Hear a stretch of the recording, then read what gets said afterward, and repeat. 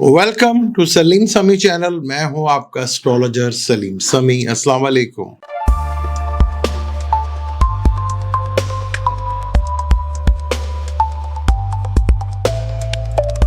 आज हम सैटर्न से रिलेटेड, जो आपको पहले बताया था, उसके रिलेटेड बात करेंगे। और अमूमन आपने देखा होगा कि जब साठ सती लगती है तो बहुत ज़्यादा डरा भी दिया जाता है कि साठ सती लगेगी तो पता नहीं क्या हो जाएगा। 7.5 साल का टाइम होता है। जहाँ मून बैठा होता है उससे पिछले घर में, और जहाँ मून बैठा होता है और मून से अगले घर में, यानी कि वो ढाई ढाई करके 7.5 साल बनते हैं। और उमूमन हमारे यहाँ पे लोग जब साठ सती लगती है तो सैटर्न की रेमेडीज करवा देते हैं, जो कि टोटल सरासर गलत है। हमारे यहाँ मेजोरिटी में लोगों को साठ सती का तो पता है, उसका रेमेडीज अगर उनसे पूछें तो कुछ पढ़ने के लिए दे देते हैं या कुछ करने के लिए देते हैं। उन्हें ये नहीं पता कि किस प्लैनेट को आपने अडॉप्ट करना है, किस प्लैनेट के आपने रेमेडीज करनी है जिससे आपको फायदा होगा। वो है मून, क्योंकि सैटर्न मून के ऊपर से आता है ना। मून से 12वें घर में, मून से 7 कंजक्शन में हो या उससे अगले घर में, तो मून ही आपका डिस्टर्ब होता है। जितना आपका मून स्ट्रॉन्ग होगा उतनी साढ़ सती आपके लिए ज्यादा बेहतर होगी, अच्छी गुजरेगी आपके लिए। जितना मून स्ट्रॉन्ग होगा, जितना मून को आप स्ट्रॉन्ग रखेंगे, जितना मून से रिलेटेड आप चीजें करेंगे या मून को आप स्ट्रॉन्ग रखते हैं, क्योंकि मून का ताल्लुक हमारे इमोशन से होता है। तो सबसे पहले आदमी जहाँ इमोशनली डिस्टर्ब हो जाए तो उसकी चीज़ें काफ़ी हद तक डिस्टर्ब होता है, क्योंकि मून का ताल्लुक माइंड से भी होता है। तो जब भी माइंड या इमोशंस बहुत डिस्टर्ब होंगे तो आपको साढ़ सती का असर नजर आएगा। वहाँ पर हमें मून को अडॉप्ट करना पड़ता है, मून को स्ट्रॉन्ग करना पड़ता है।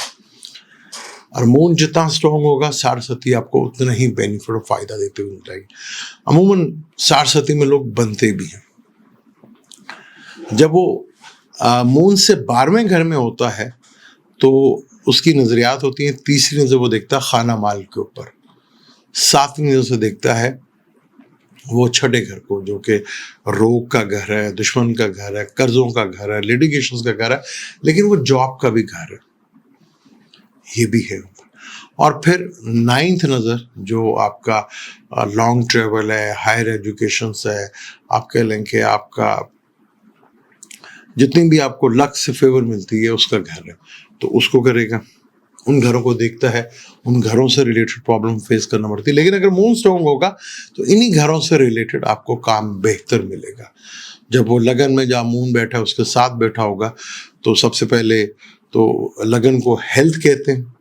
7th हाउस आपका पार्टनर, आपका डेली रूटीन वर्क, आपका बिजनेस ट्रैवल, आपका बिजनेस पार्टनर, लाइफ पार्टनर। और 10वां घर आपका कैरियर का घर होता है। इसी तरह जब वो दूसरे घर, मून से दूसरे घर में होगा तो दूसरे घर से तीसरे घर को देखिए, जो कि आपका 4th हाउस होता है।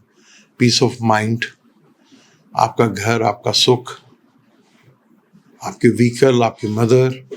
फिर वो 8वें घर को देखेगा, दूसरे का पैसा, ससुराल से रिलेटेड। फिर 11th हाउस का, कि वो आपको जी रुक रुक के पैसा मिले। अगर यहाँ पर मून स्ट्रॉन्ग होगा तो उतना ही ज्यादा आपको इसका फायदा और बेनिफिट होगा। तो साढ़ सती में जितना मून स्ट्रॉन्ग होगा, मून को अडॉप्ट किया जाता है, मून से रिलेटेड काम किया जाता है, मून को अपनी जिंदगी में आप उसे लेकर आते हैं। मून से रिलेटेड जितने भी काम है, ट्रेवल से रिलेटेड है, फूड से रिलेटेड है, खाने पीने से रिलेटेड जितना भी काम है वो सब मून से रिलेटेड, और इमोशन से रिलेटेड जितने भी हमारे काम है वो मून से ही हम सारे देखते हैं। अब सैटर्न जो है आपके फर्स्ट हाउस में बैठा हो, किसी भी चार्ट में, किसी की वजह में फर्स्ट हाउस में बैठा। हम यहाँ पे हम हाउसेस की बात करेंगे, ज़ोडिक साइन की बात नहीं करेंगे। ज़ोडिक साइन का फ्लेवर जरूर आएगा उसमें। फर्स्ट हाउस में बैठा हो तो 4th हाउस बहुत ज्यादा डिस्टर्ब होता है। 4th हाउस जब डिस्टर्ब होगा तो 4th हाउस क्या है? आपका पीस ऑफ माइंड, आपका घर, आपका व्हीकल्स, आपकी मदर, आपका घर का सुख, जितनी भी चीजें हैं वो फोर्थ हाउस से हम देखते हैं। यानी जितना भी आपका पीस ऑफ माइंड है कि आप कितने मेंटली तौर पर स्ट्रांग है, आप कितने इमोशनली तौर पर स्ट्रांग है, वो फोर्थ हाउस का सुख का हाउस है और मदर का भी है। तो ये घर हमेशा आपको प्रॉब्लमेटिक रखेगा, ये घर आपको हमेशा टेंशन में रखेगा। इसकी वजह क्या बनेगी? इसका सेवंथ हाउस, आपका partner, life partner, business partner, आपका बिजनेस, आपका डेली रूटीन वर्क, ये सेवंथ हाउस उसकी वजह बन सकती है। अक्सर हम लोग देखते यार घर का माहौल बड़ा खराब है, मदर भी बड़े परेशान है, घर का सुख उड़ गया, या मेरा पार्टनर की वजह से, चाहे वो काम को लेके है, चाहे बिजनेस को लेकर है। ये चीज आप अक्सर देखते हैं। जिसका भी फर्स्ट हाउस में बैठा हुआ है उसे फोर्थ हाउस से जरूर देखना चाहिए। अब यहाँ पे मैं तो जितनी भी ये चीज आपको बताता हूँ वो वैदिक एस्ट्रोलॉजी से बताता हूँ। मेरा सोर्स ही वैदिक एस्ट्रोलॉजी है, सोर्स ही सारा जो है वैदिक एस्ट्रोलॉजी है। वैदिक एस्ट्रोलॉजी के थ्रू मैं आपको ये गाइड करता हूँ सारा। तो यहाँ पर आप किसी भी एस्ट्रो सेज में जाके भी देख सकते हैं, वहाँ पे अपनी कुंडली बना सकते हैं, full name, date of birth, time of birth, place of birth डालें तो आपको जो है वो चीज़ें जो है आपका चार्ट आ जाएगा और वहाँ आपको पता चल जाएगा आपका मून सैटर्न कहाँ बैठा हुआ है। कोई ज़्यादा मुश्किल नहीं है यहाँ पे। किसी का दूसरे घर में सैटर्न बैठा हो, तो जब दूसरे घर में सैटर्न बैठा होगा तो दूसरे से फोर्थ हाउस बनता है जो कि आपका फिफ्थ हाउस होता है। फिफ्थ हाउस आपकी सॉल्यूशंस, आपकी थॉट्स, आपका फेयर, आपकी औलाद, यहां से आपको हमेशा प्रॉब्लम फेस करना पड़ती है। ये चीज जो है जहां से आप हमेशा डिस्टर्ब होते हैं, ये चीज आपको हमेशा डिस्टर्ब करेगी। लेकिन उसका सोर्स जो बनेगा वो उसका सेवंथ हाउस, जो कि दूसरे से हम देखेंगे वो आठवां हाउस बनता है। तो आठवां हाउस से रिलेटेड प्रॉब्लम होगी, यानी कि आपका हिडन ससुराल से, पार्टनर की इनकम से, वो आठवां जो घर है जो फोर्थ हाउस से जो है वो एक प्रॉब्लमेटिक चीज बन सकती है वहां पर। तो कई अफेयर्स के मैटर्स होते हैं, औलाद की प्रॉब्लम होती है, जिसमें कहीं ना कहीं जो है एट्थ हाउस इन्वॉल्व है। एट्थ हाउस जो है क्योंकि सेकंड हाउस में बैठेगा तो वहां से वो सेवंथ हाउस को देखेगा, जो कि कुंडली का एट्थ हाउस बनता है। एट्थ हाउस से रिलेटेड जो जो प्रॉब्लम है, लंबी बीमारी, ससुराल, अचानक प्रॉब्लम्स का घर, वो वहां से वो सोर्स बनता है जहाँ से आपको ये फोर्थ, जब सैटर्न जो है दूसरे घर में बैठा हो तो फिफ्थ हाउस की प्रॉब्लम आपको हमेशा फेस करना पड़ती है। उसके सोर्स आप उस आठवें घर को पकड़ लें, उसको ठीक कर लें तो फिफ्थ हाउस आपका बिल्कुल ठीक हो जाएगा। फोर्थ हाउस में आप सेवंथ हाउस को ठीक कर लें, यानी सेवन हाउस जो प्रॉब्लम्स है उसे आप देख लें तो आपकी चीज़ें जो है वो बेहतर होना शुरू हो जाएगी। इसी तरह जब वो थर्ड हाउस में आएगा तो थर्ड हाउस से वो देखेगा फोर्थ हाउस उसका छठा घर होगा। कर्जे में डूबे हुए हैं आप, लिटिगेशन है आपके पास, आपका लड़ाई है, झगड़ा है, ये सब के सब आपको प्रॉब्लम्स होगी जब सैटर्न आपके तीसरे हाउस में बैठेगा। लिटिगेशन से प्रॉब्लम, सर्विस को लेके प्रॉब्लम, जॉब्स को लेके प्रॉब्लम, कर्जे को लेके बड़ी प्रॉब्लम्स, रोग को लेके बड़ी प्रॉब्लम, उसका सोर्स बनेगा ninth house. Ninth house father का होता है,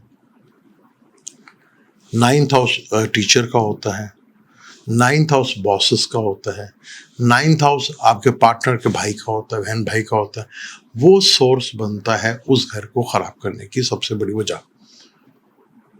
तो आपने देखना है अब जब फोर्थ हाउस होगा, फोर्थ हाउस तब होगा जब सैटर्न फोर्थ हाउस में बैठेगा तो आपका सेवंथ हाउस डिस्टर्ब होगा, यानी आपका लाइफ पार्टनर, आपका बिजनेस पार्टनर, आपका डेली रूटीन वर्क, आपका बिजनेस ट्रैवल, आपके पब्लिक इमेज, वो बहुत ज़्यादा इम्पेक्ट होगी, बहुत ज़्यादा खराब होगी। वजह टेंथ हाउस बनेगा, यानी कि जो फोर्थ हाउस से सेवंथ हाउस बनता है, यानी आपका इमेज सबसे बड़ी रुकावट बन जाता है वो उस घर को खराब करने के लिए।